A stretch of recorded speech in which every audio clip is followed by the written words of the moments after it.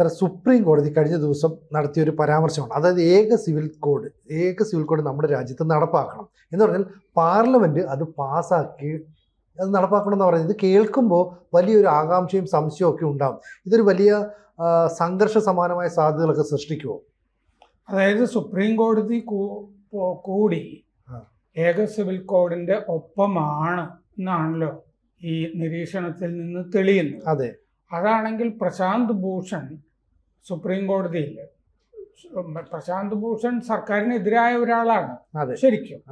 പക്ഷേ പ്രശാന്ത് ഭൂഷൺ ഒരു മുസ്ലിം അവകാശ കേസിൽ ഹർജി ഭാഗത്ത് നിന്നുള്ള വക്കീലാണ് Prashant Bhushan.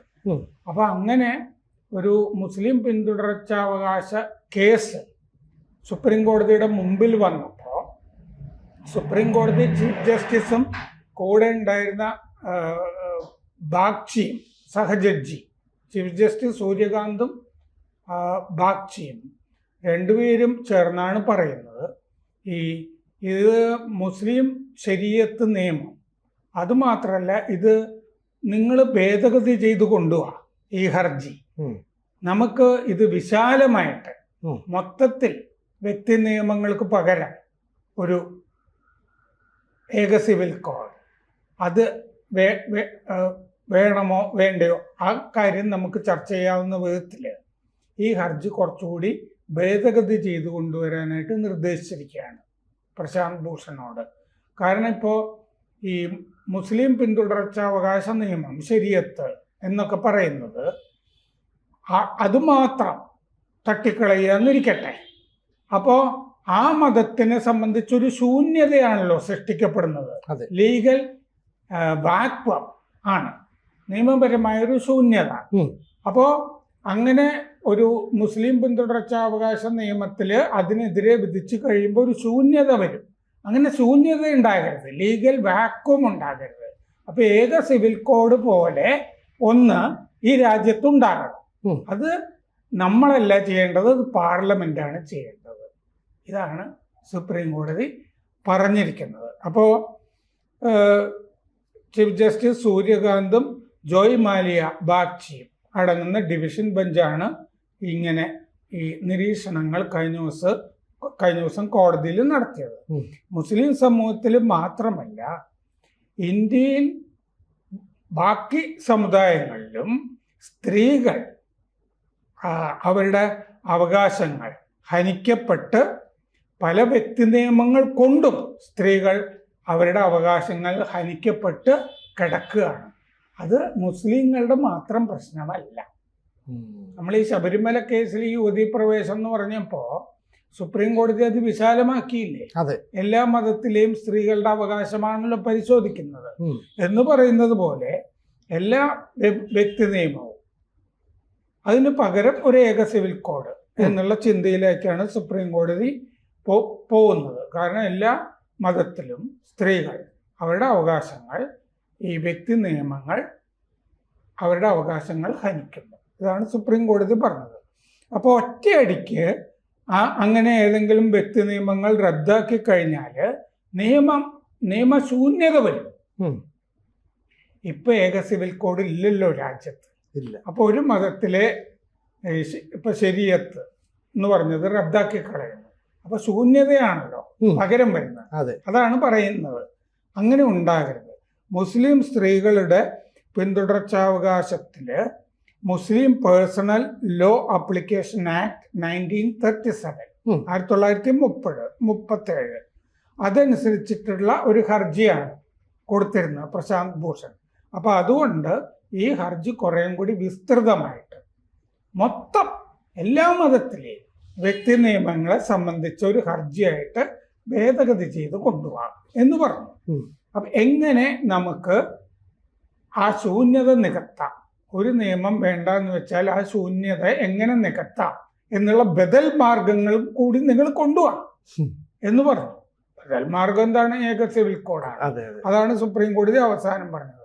BJP UCCക്ക് uniform civil കോഡിന് വേണ്ടി നിലകൊള്ളുന്നതാണ്.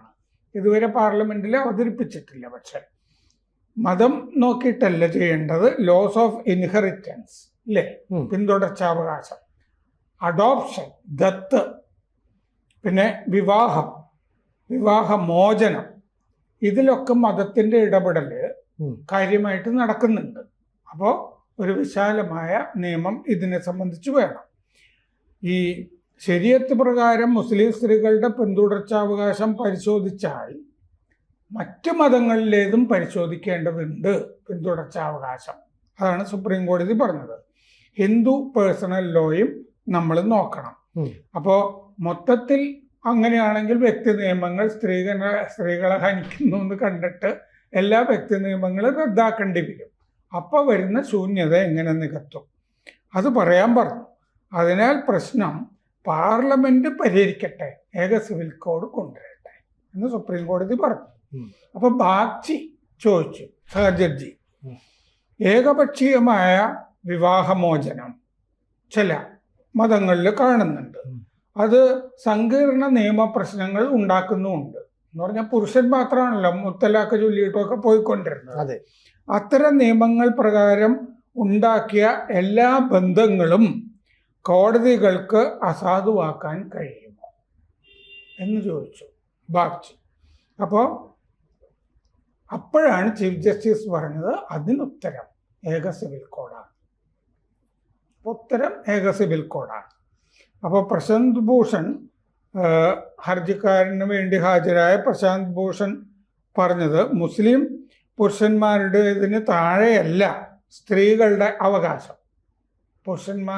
മുസ്ലിങ്ങൾക്കിടയിൽ പുരുഷന്മാരുടേതിന് താഴെയല്ല സ്ത്രീകളുടെയും അവകാശം എന്ന് കോടതി വിധിക്കണം എന്ന് പറയുന്നതാണ് അദ്ദേഹത്തിൻ്റെ ആവശ്യം.